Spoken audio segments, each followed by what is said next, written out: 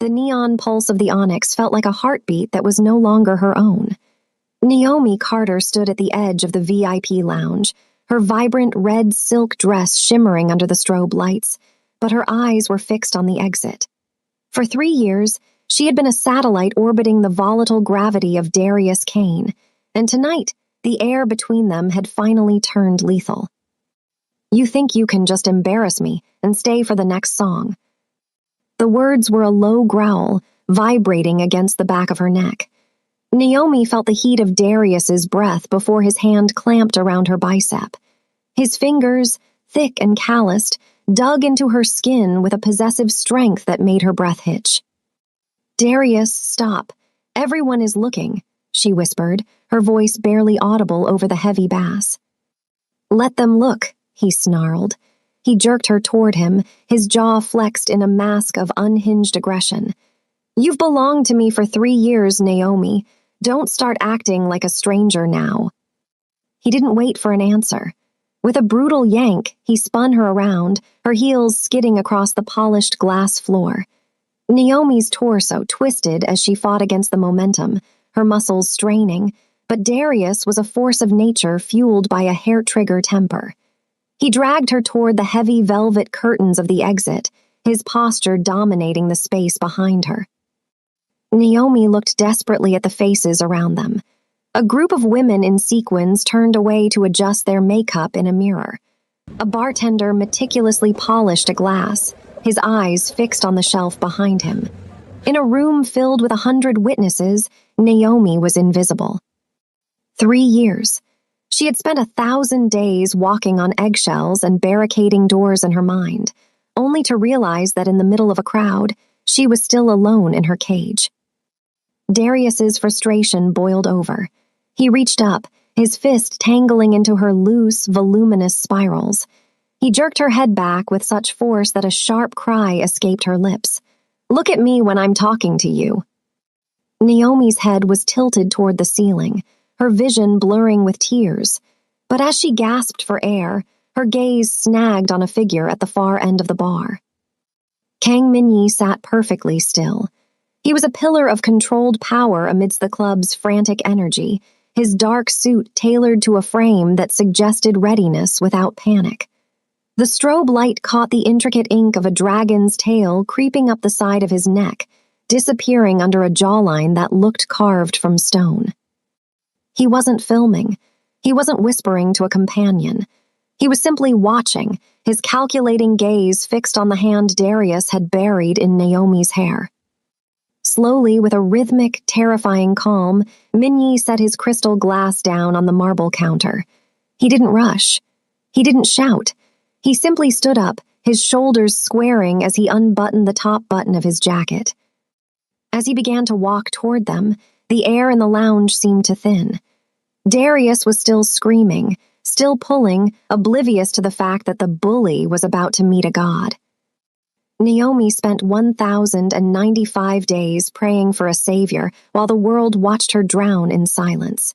If you were one of the 100 people in that club watching her hair being ripped out, would you have looked away too, or are you brave enough to stand up like Min-yi? Be honest, tell me in the comments. Before we proceed, I would love to know where you are watching from. Drop it in the comments and also subscribe to this channel if you are new here. Now let's dive into the story. The cold didn't start with a blow. It started with a coat. 3 years ago, Naomi had admired the way Darius Kane walked into a room, his confidence acting like a gravitational pull that she was all too eager to fall into. On their first date, when she shivered in the autumn breeze, he had draped his jacket over her shoulders with a smile that felt like a promise of eternal warmth. She hadn't realized then that the jacket was a shroud, and the warmth was a fever that would eventually consume her life. The first year was a season of accidents. It was the sound of a wine glass shattering against the kitchen tiles because she had stayed 20 minutes late at work. It was the smell of burnt sage as he paced the apartment, claiming he only lost his temper because he loved her too much.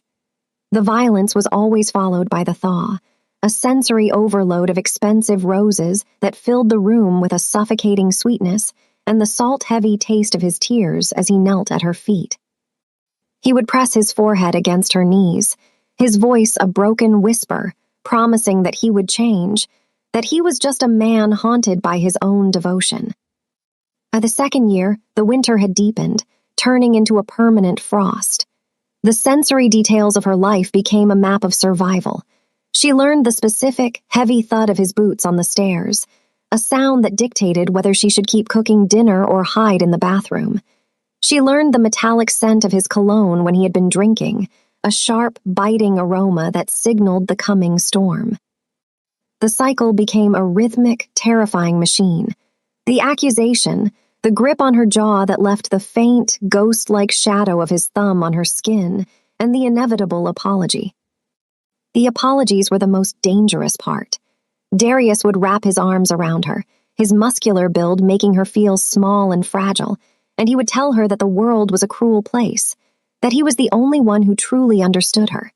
He systematically dismantled her connections, turning the sound of her ringing phone into a source of panic until she finally stopped answering altogether.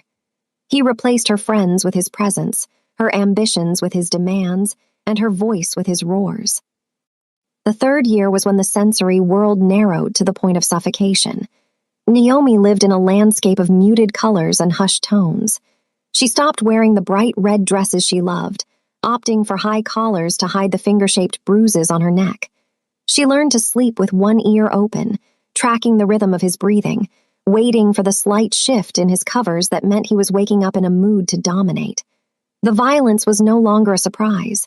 It was the climate of her existence. There was a specific night, 6 months before the club, that remained burned into her mind like a brand. The house had been silent, save for the hum of the refrigerator, when a minor comment about a grocery receipt sent him into a silent, vibrating rage. He hadn't screamed that night. He had simply walked over and placed his hand over her mouth, his eyes wide and vacant. The taste of his palm, salty, dry, and smelling of leather, was all she could perceive as he held her against the wall, his weight crushing the air from her lungs. In that moment of absolute stillness, Naomi realized that there was no more warmth left to find in him. The man who had once offered her his coat had become the frost that was killing her. Every "I'm sorry" that followed felt like ice water in her veins. She began to see the roses not as gifts, but as funeral flowers for the woman she used to be. She moved through the world like a ghost, her spirit retreating into a small, barricaded corner of her mind where she kept the only thing he couldn't touch, the memory of her own strength. By the time they walked into the Onyx, Naomi was a master of the mask. She wore the red dress not out of joy, but as a final act of quiet rebellion, a flash of color in a world he had turned gray. She knew the misunderstanding at the bar was coming before it even happened. She could feel the air pressure change, the familiar sensory shift that preceded a strike. But as Darius's hand clamped onto her arm, dragging her back into the winter she had lived in for 3 years, she didn't know that the season was finally about to change. She didn't know that across the room, a man who moved with the silence of a coming thaw was already reaching for the buttons of his jacket. The bass of the Onyx was a physical weight, a rhythmic thumping that vibrated in Naomi's chest, but it couldn't drown out the sudden, sharp change in the air beside her. It started with a look, a fleeting, innocent glance Naomi had cast toward the bartender to order a second mineral water. But in the distorted reality of Darius's mind, that glance was a betrayal. He didn't see a thirsty woman. He saw a disloyal possession searching for an exit. "Who were you looking at?" Darius's voice was a low, jagged blade that cut through the upbeat tempo of the house music. Naomi didn't even have time to answer. The misunderstanding was a flash fire, fueled by the 3 years of volatile history they carried. Darius's hand moved with the speed of a strike, his fingers locking onto her forearm. He didn't just pull her, he anchored her to the spot. His knuckles whitening as he leaned in close enough for her to smell the sharp, metallic tang of the gin on his breath.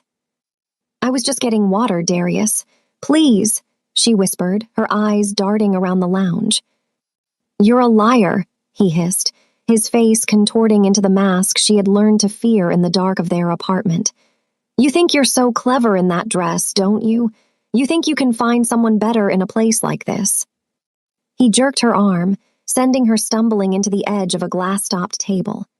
The clatter of falling crystal was loud, a sharp punctuation mark in the music, but the reaction from the crowd was a chilling void. A group of men in tailored blazers shifted their stools just a few inches away to avoid the commotion. A woman in a sequined cocktail dress looked at Naomi's wide, terrified eyes, then primly adjusted her own necklace and turned back to her conversation. The indifference was a second assault. It was the social silence that Darius thrived on. He knew that as long as he looked like a boyfriend, handling a difficult girl, the world would let him finish what he started. "We're leaving. Now," Darius roared, his voice finally breaking into a shout that drew every eye in the VIP section. He didn't lead her, he began to drag her. Naomi dug her heels into the polished floor, her muscles straining against his overwhelming strength. "Darius, you're hurting me. Stop." Her plea was met with a chorus of turned heads. A young couple at a nearby booth whispered to each other, the girl shaking her head as if Naomi was the one causing the scene. The bartender, who had seen her order water just moments ago, suddenly became very busy checking the inventory under the counter. The club patrons were an audience of ghosts, watching a tragedy unfold through the safety of their champagne flutes. The lack of intervention emboldened Darius. He felt the power of the room's apathy. He twisted his grip, sliding his hand from her wrist to the back of her head. When his fingers tangled into her curls, Naomi let out a sharp, jagged scream that should have stopped the music. It didn't. The beat moved on, indifferent to the fact that her scalp felt like it was being torn away. "You want to make a scene? I'll give you a scene," Darius shouted, his face inches from hers, his eyes blown wide with a thrill of dominance. He began to pull her backward, forcing her spine to arch at a painful angle as he dragged her across the center of the lounge. Naomi's hands clawed at his wrist, her red silk dress twisting and straining against her body. She looked at the faces passing by, the shock, the mild curiosity, the blatant hesitation, and realized that none of them were coming. She was in a room of 100 people, and she was utterly, terrifyingly alone. Then her gaze hit the far end of the bar. Amidst the sea of moving bodies and flashing lights, one man was perfectly still. Kang Minyi hadn't looked away. He wasn't whispering or checking a phone.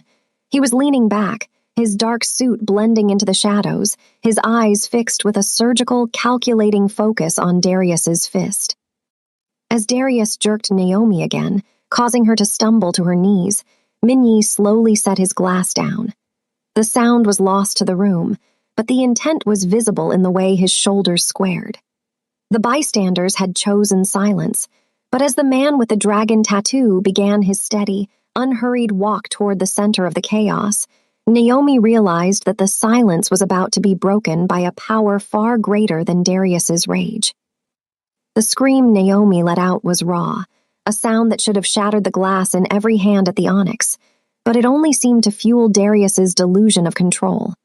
He twisted his fist deeper into her curls, his face flushed with a terrifying, triumphant heat. He felt invincible in his rage, bolstered by the cowardice of the crowd. He didn't hear the music dip as the DJ's hand faltered, and he didn't notice the sudden, heavy silence that began to ripple out from the bar. He didn't notice until the air around them turned freezing. Darius was mid-shout, his mouth open to deliver another jagged insult, when a hand, cool, steady, and immovable, clamped onto his wrist. It wasn't a strike, it was a reclamation. The grip was so precise, so anatomically perfect in its pressure, that Darius's fingers involuntarily spasmed, releasing Naomi's hair. "I believe the lady made her position clear," a voice said. It was a low, melodic rasp that carried further than Darius's screaming ever could. Darius spun around, his other fist cocked back, ready to swing at whoever dared to interrupt his private matter. But the punch died in his throat. He found himself looking up, not because of height, but because of the sheer, crushing weight of the presence standing before him. Kang Minyi didn't look like a man in a fight. He looked like a man deciding whether to crush an insect beneath his heel. His dark suit was still perfectly pressed, his white shirt unblemished, and his eyes were as flat and uncaring as the surface of a frozen lake. The dragon's tail tattoo on his neck seemed to pulse in the strobe light, a silent warning of the fire that lay beneath the ice. "Who the hell are you?" Darius spat, though his voice lacked its previous iron. He tried to yank his arm back, but Minyi's hand didn't move an inch. It was like being tethered to a mountain. "Someone who doesn't like noise," Minyi replied. He stepped closer, entering Darius's personal space with a slow, predatory grace.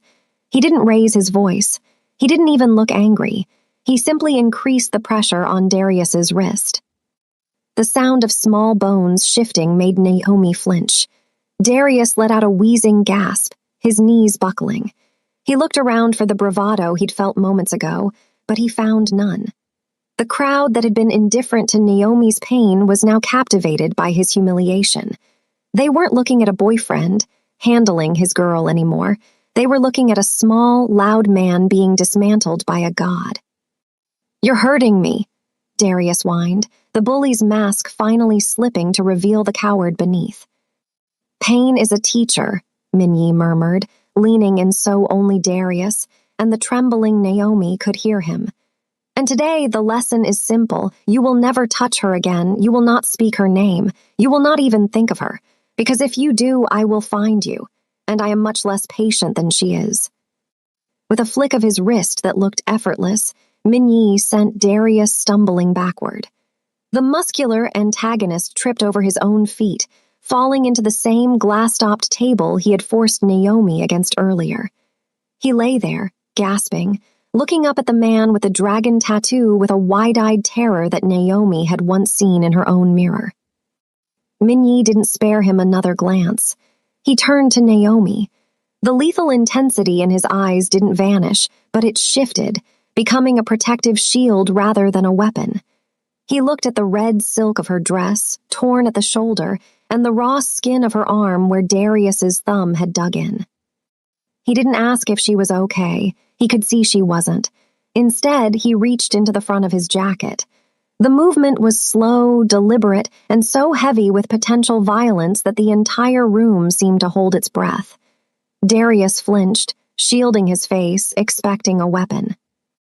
Instead, Minyi withdrew a crisp, white silk handkerchief. He held it out to her, his posture steady and grounding. "The exit is this way, Naomi," he said, using her name as if it were a sacred fact. "And I promise you no one in this room or any other will stop you from walking through it." Naomi reached out, her fingers brushing his as she took the silk. The contact was electric, a spark of warmth that finally began to melt the 3-year winter in her bones. She looked at the bystanders, then at the broken man on the floor, and finally at the Mafia boss who had stood up when the world stayed seated. As Minyi placed a hand lightly on the small of her back, a gesture of guidance, not possession, Naomi took her first step toward a new world. The music at the Onyx finally stopped, but for the first time in 3 years, the silence didn't feel like a cage. It felt like a beginning. The transition from the neon-soaked violence of the club to the interior of Minyi's obsidian-black sedan was a blur of velvet and silence. Naomi sat stiffly in the back seat, the silk handkerchief he had given her still pressed against the raw skin of her arm. Beside her, Kang Minyi was a statue of tailored darkness, his gaze fixed on the rain-slicked streets of the city. He didn't speak, and for the first time in 3 years, Naomi didn't feel the frantic need to fill the silence with apologies or explanations. The silence wasn't a fuse, it was a shield. When the car finally pulled into the private subterranean garage, of a glass and steel needle piercing the clouds. The air felt different, thinner, colder, and utterly secure. Minyi led her to a private elevator that required a biometric scan. As the doors hissed shut, Naomi caught her reflection in the polished chrome. Her red dress was torn, her hair was a chaotic nest where Darius's fingers had been, and her eyes were wide with a residual terror. But standing behind her, Minyi looked like a shadow that had finally found its owner. The penthouse was a gilded fortress.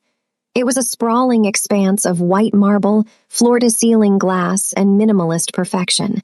There were no soft corners, no clutter, nothing that could be thrown, nothing that could be hidden behind. It was a cathedral of absolute control. "This is your home for as long as you require it," Minyi said, his voice a low, resonant hum that seemed to vibrate through the floor. He gestured toward a hallway illuminated by soft, recessed lighting. "Your suite is at the end. My staff has already prepared it with what you might need. No one enters this floor without my personal authorization. Not the staff, not my captains, and certainly not the man you left behind." Naomi walked toward the room, her footsteps swallowed by the thick, cream-colored rug. When she pushed open the heavy oak door, she stopped. The suite was larger than the entire apartment she had shared with Darius. A king-sized bed was draped in charcoal silk, and a fireplace crackled softly in the corner, chasing away the chill that had lived in her marrow for 3 years. She turned to see Minyi standing in the doorway, his hand resting on the frame. The tattoos on his neck seemed to glow in the dim light. "The door locks from the inside, Naomi," he said, his voice dropping to a rasp. "But you should know, I have guards at the elevators and sensors on the glass. Even if the world ends tonight, it will not cross that threshold." He retreated into the shadows of the hallway, the soft click of his footsteps fading until the penthouse was silent. Naomi stood in the center of the room, her heart hammering against her ribs. She moved toward the door, her hand trembling as she reached for the handle. For 3 years, the ritual of the night had been the same: checking the window locks, dragging the heavy kitchen chair to wedge under the front door handle, and lying awake to listen for the specific, heavy thud of Darius's boots. She touched the lock. It was a simple, elegant deadbolt. She turned it. Click. She waited. She waited for the sound of a fist against the wood. She waited for the roar of a man demanding entrance. She waited for the familiar spike of adrenaline that preceded a blow. Nothing happened. The silence remained unbroken. Naomi leaned her forehead against the cool wood of the door and let out a sob that had been trapped in her chest since the first autumn jacket had been draped over her shoulders. She didn't have to drag a chair.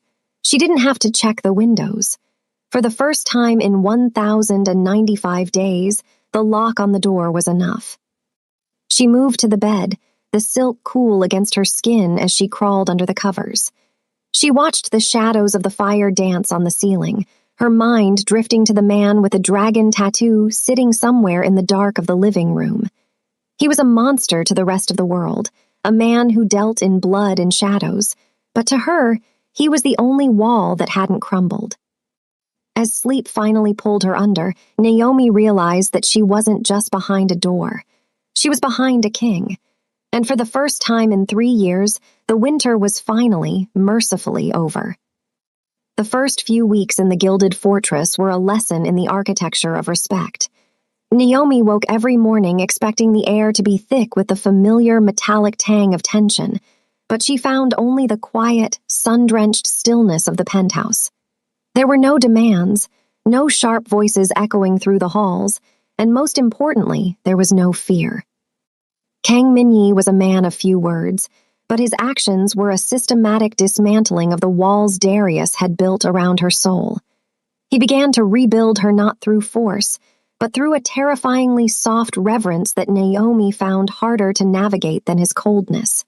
He didn't just give her safety, he gave her back her agency, one small, deliberate choice at a time. It started with the simple act of a meal.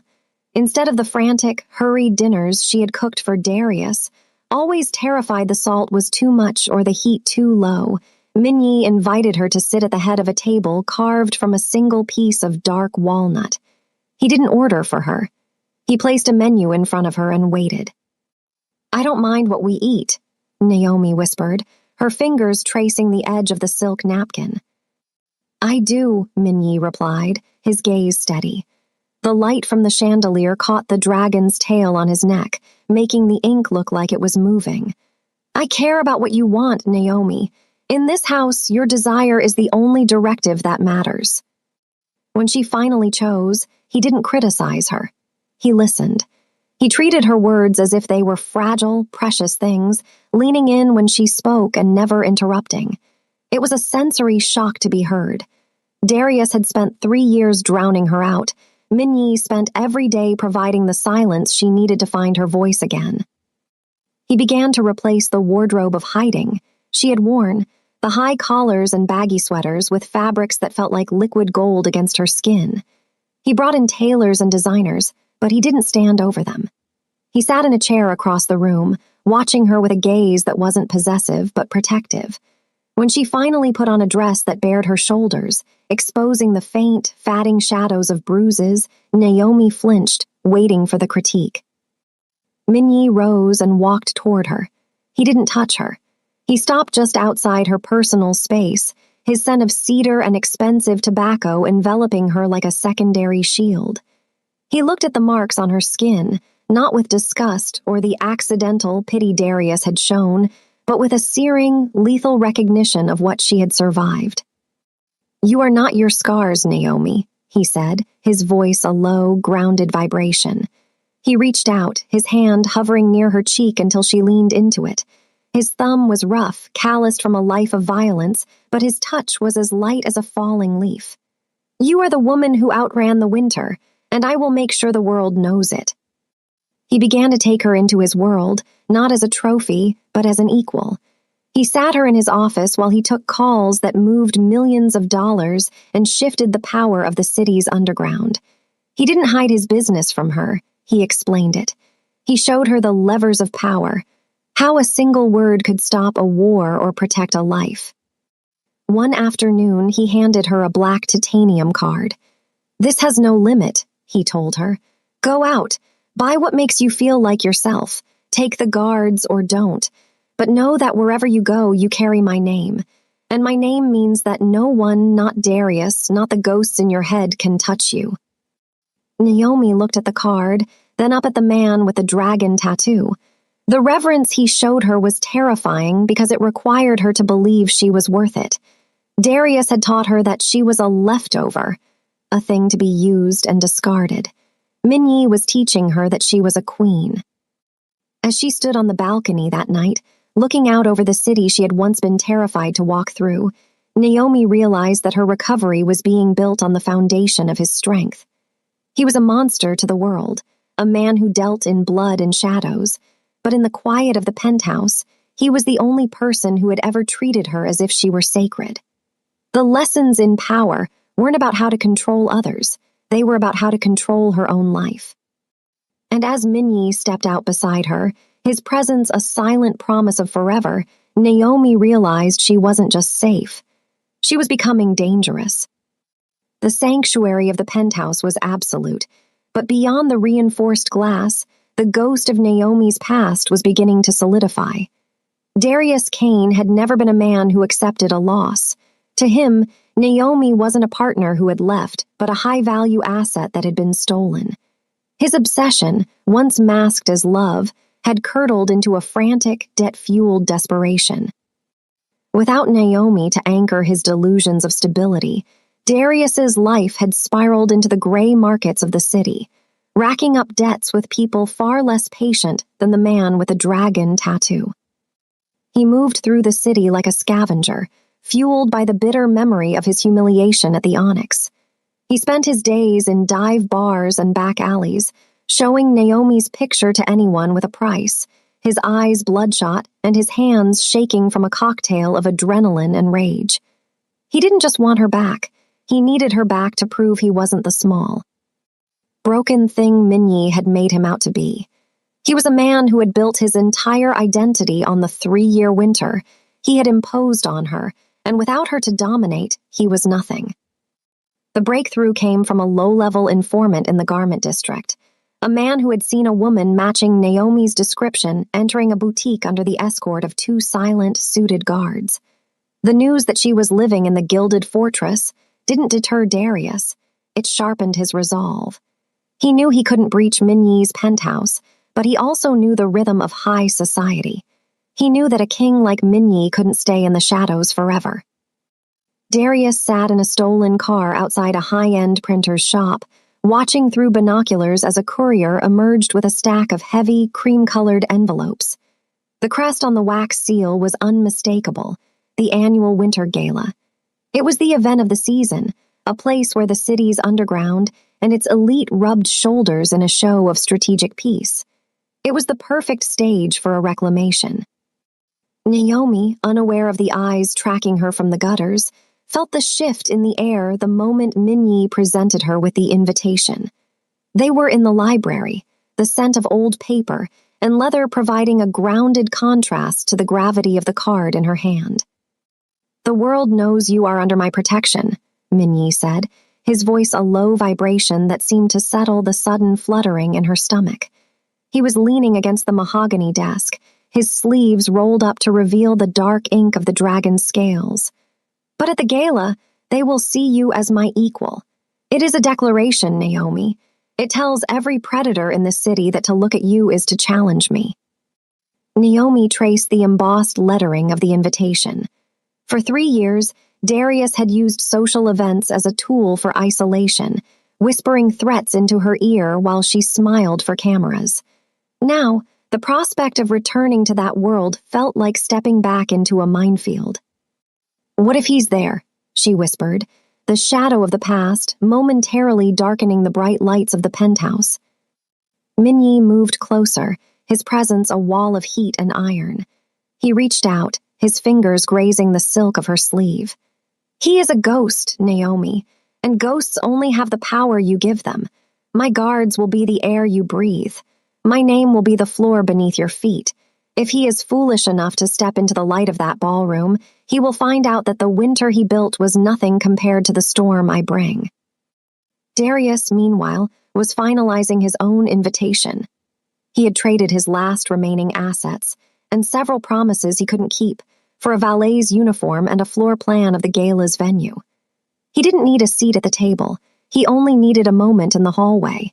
He imagined the look on Naomi's face when he stepped out of the shadows, the familiar weight of his hand on her arm, the sensory memory of the fear he had cultivated for 1,000 days. As the night of the gala approached, the tension in the city seemed to tighten like a piano wire. Naomi spent her hours in the gilded fortress, preparing for her debut, unaware that the man who had once offered her a coat was now preparing to burn her world down just to see her in the embers. The shadow of the past was no longer a memory. It was a predator, crouching at the edge of the light, waiting for the king to blink. The annual winter gala was a cathedral of light and glass, a shimmering mirage of safety where the city's elite moved like pieces on a chessboard. Naomi stood at the center of the ballroom, her new gown a masterpiece of midnight silk that draped over her shoulders like liquid armor. Beside her, Minyi was a pillar of absolute authority, his presence commanding a wide berth from even the most powerful men in the room. For hours, she had felt the warmth of his hand on the small of her back, a constant reminder that the winter was over. But the shadow of the past knew how to wait for the flicker of a candle. The breach happened during the transition to the terrace for the midnight toast. Minyi had been pulled away for a mere 30 seconds by an elder of the council, a strategic distraction that Darius had spent weeks planning. In the swirling tide of silk and tuxedos, Naomi found herself momentarily pushed toward the edge of the corridor leading to the private gardens. The air grew cooler, the heavy scent of lilies replacing the expensive perfumes of the ballroom. She felt the shift in the air before she heard him. It was a sensory trigger, a sharp, metallic scent of cheap gin and unwashed desperation that sliced through the luxury of the gala. "Did you really think a new dress would make me forget what you owe me?" The voice was a serrated blade. Naomi froze, her heart stopping in her chest. Before she could turn, a hand, rough, trembling, and terrifyingly familiar, clamped onto her forearm. The grip was frantic, lacking the surgical precision of Minyi's touch. It was the messy, bruising hold of a man who had lost everything and blamed her for the void. "Darius," she breathed, the name tasting like ash.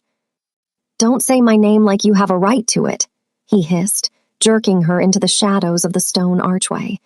He was wearing a stolen valet's jacket that fit poorly over his agitated frame, his eyes bloodshot and darting. 3 years, Naomi. You don't just walk away from 3 years because some stick-up-his-ass gangster gave you a credit card. Let me go, Darius. You don't know what you're doing, she said, her voice steadying as she channeled the lessons in power Minyi had taught her. She didn't flinch. She stood her ground, though her pulse was a frantic drum against her ribs. I know exactly what I'm doing. I'm taking back what's mine.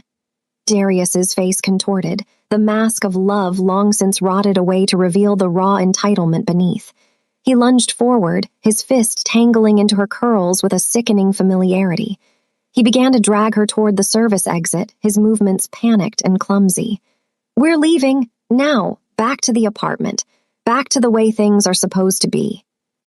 The pain in her scalp was a bridge to the past, a sensory link to 1,000 nights of barricaded doors and whispered apologies. As Darius dragged her through the dimly lit hallway, Naomi looked at the servants passing by. They lowered their eyes, terrified of the violence, repeating the same pattern of indifference she had faced at the club. Stop it, you're hurting me, she cried out, her voice echoing against the cold stone. Shut up, Darius roared, raising his hand as if to strike her. You think your new boyfriend is coming. He's busy talking business while I'm taking his prize. He shoved her toward the heavy iron door of the delivery bay, the cold night air rushing in to meet them. For a second, Naomi felt the old, conditioned submission rising like a tide, the urge to simply stop fighting so the pain would end. But then she felt the weight of the silk handkerchief still tucked into her bodice. She remembered the sound of a crystal glass being set down with deliberate intent. She dug her heels into the concrete, her torso twisting with a defiance she hadn't known she possessed. I am not your prize, Darius, and he isn't just my boyfriend. Darius laughed, a jagged, hollow sound. He's a man in a suit, Naomi, and I'm the man who owns you. He reached for the door handle, his fingers inches from dragging her back into the permanent winter. But the door didn't open. Instead, the handle turned from the outside with a slow, rhythmic click. The heavy iron door swung inward, not with a bang, but with a silent, heavy grace. Standing in the frame, framed by the moonlight and the shadows of the city, was Kang Minyi. He wasn't breathing hard. He wasn't shouting. He simply stood there, his hands in his pockets, his eyes fixed on the hand Darius had buried in Naomi's hair. The silence that followed was louder than any scream. Darius froze, his grip on Naomi's hair tightening in a reflex of pure terror. He looked at the man with the dragon tattoo and realized too late that he hadn't breached a gala. He had walked into a tomb. The iron door hissed shut behind Minyi, sealing the three of them into the oppressive, concrete silence of the service corridor. The festive music of the gala became a dull, subterranean thrum, replaced by the jagged, panicked breathing of a man who realized he had hunted a tiger and found a god. Darius didn't let go. His fingers were still buried in Naomi's hair, a pathetic attempt to use her as a shield, but his arm was shaking so violently that Naomi could feel the vibration against her scalp. He looked at Minyi, at the tailored suit, the calm eyes, and the dragon's tail creeping up his throat, and his bravado collapsed into a high-pitched, desperate whine. Stay back, I'm warning you. I've got debts that'll make your life hell, Darius screamed, his voice cracking against the cold walls. Minyi didn't respond with words. He didn't rush forward in a fit of cinematic rage. Instead, he reached into the pocket of his trousers and pulled out a sleek, obsidian-colored phone. With a casual flick of his thumb, he turned the screen toward Darius. On the display was a grainy, high-definition feed of a dark alleyway, the same alleyway where Darius had parked his stolen car. 3 of Minyi's men, silent and efficient, were systematically stripping the vehicle. One of them held up a burner phone and a small notebook, Darius's entire life of debt and desperation, and tossed them into a portable incinerator. You don't have people, Darius, Minyi said, his voice a low, melodic rasp that seemed to drain the heat from the room. "You have creditors, and as of 3 minutes ago, I own every single one of your debts. Your life, your breath, even the air in your lungs. It all belongs to me now." Darius's face went ashen. The 3-year winter he had imposed on Naomi was being dismantled by a man who didn't even need to raise his hand to destroy him. He realized that the Gilded Fortress wasn't just a house. It was a global network that had erased his existence before he had even managed to open the service door. "Please," Darius whimpered, his grip finally loosening as his knees hit the concrete. Naomi pulled away, stumbling toward Minyi, who caught her with a single steadying arm. He didn't look at her yet. His focus remained on the man crawling on the floor. "I just wanted what was mine. I loved her." "You didn't love her," Minyi said, stepping over Darius as if he were a piece of discarded trash. "You possessed her, and in my world there is only one person allowed to claim Naomi Carter." Minyi gestured toward the shadows at the end of the hall. 2 men emerged, ghosts in charcoal suits who moved with a rhythmic, lethal grace. They didn't carry guns, they carried the weight of permanent efficiency. "Take him," Minyi commanded, his voice devoid of emotion. "He owes a great deal of money to people who don't like to be kept waiting. Ensure he is delivered to the docks. He's going on a very long, very quiet trip where he will never see the sun or Naomi again." Darius began to scream, a jagged, pathetic sound that was quickly muffled by a heavy hand. He was dragged into the darkness of the delivery bay, his boots scuffing against the concrete until the sound faded into nothing. There was no grand fight, no final monologue. There was only the cold, silent erasure of a man who had mistaken cruelty for power. Minyi finally turned to Naomi. He reached out, his thumb grazing the red mark on her scalp where Darius had held her. His touch was electric, a searing contrast to the chill of the hallway. For the first time that night, the lethal flatness in his eyes flickered, replaced by a fierce, protective heat. "He is gone, Naomi," Minyi whispered. "Not just from this room, from the world. He is a ghost that will never haunt you again." Naomi leaned into his chest, her forehead resting against the silk of his tie. She didn't cry for Darius, and she didn't cry for the 3 years she had lost. She let out a long, shuddering breath, the last of the winter finally leaving her lungs. The wrath of Minyi hadn't been a storm, it had been a surgical strike that left her standing in the light. As Minyi led her back toward the ballroom, his hand resting possessively on her waist, Naomi realized that she wasn't just safe. She was free. The debt was settled, the enemy was erased, and the only person left standing was the king who had decided she was worth the world. The heavy iron door of the service corridor was the last time Naomi ever looked back. When she stepped through it and returned to the warmth of the gala's ballroom, the music didn't just sound like noise anymore. It sounded like a victory march. The 3-year winter hadn't just thawed, it had been vaporized by the man whose hand remained firmly, possessively, anchored to her waist. Minyi didn't lead her away from the crowd. He led her into the very heart of it. He stopped in the center of the floor, right under the massive crystal chandelier that cast fractured light across the faces of the city's most powerful players. The whispers that had followed her all evening, the soft, judgmental murmurs about her scandalous past, died instantly. Minyi turned to face the room, his expression a mask of lethal indifference. "This is Naomi Carter," he said. His voice wasn't a shout, but it carried a weight that made the air feel thick. "She is no longer a guest in my house. She is no longer under my temporary protection." A collective breath was held. Naomi looked up at him, her heart hammering a rhythm of anticipation. Minyi's gaze dropped to hers, the ice in his eyes melting into a dark, burning intensity. "She is the one who stands beside me," he declared, his voice a low vibration that claimed every inch of the room. "And from this moment forward, my name is her name. My debt is her debt, and my wrath is the only thing you will find if you forget that." The room understood what that meant before Naomi's mind could even process the gravity of it.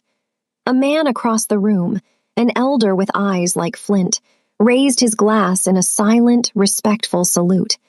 The socialites who had turned their backs at the club now leaned in, their faces masks of practiced admiration. But Minyi wasn't finished. He turned fully toward Naomi, his fingers grazing the ink of the dragon on his neck before he reached into his jacket. He didn't pull out a handkerchief this time. He withdrew a ring, a band of black titanium set with a diamond as dark and deep as the midnight sea. He didn't drop to a knee. A king like Minyi didn't kneel to anyone. Instead, he took her hand, his thumb tracing the scars on her wrist that were now nothing more than memories of a dead man. "I am a monster to this city, Naomi," he whispered, his voice for her ears only. "I deal in shadows and I settle accounts in blood, but to you I will be the wall that never breaks. I will be the fire that keeps the winter away. Will you rule this darkness with me?" Naomi looked at the ring, then up at the man who had seen her at her lowest, and decided she was a queen. She thought of the 1,095 days of fear, the locked doors, and the silence of the crowd. Then she looked at the strength in Minyi's jaw and the safety in his unyielding gaze. She realized that while the world feared him, he was the only sanctuary she had ever known. "I won't just rule it with you, Minyi," she said, her voice clear and resonant, echoing through the silent ballroom. "I'll help you burn anyone who tries to take it." As he slid the ring onto her finger, a cold, heavy weight of absolute belonging settled over her.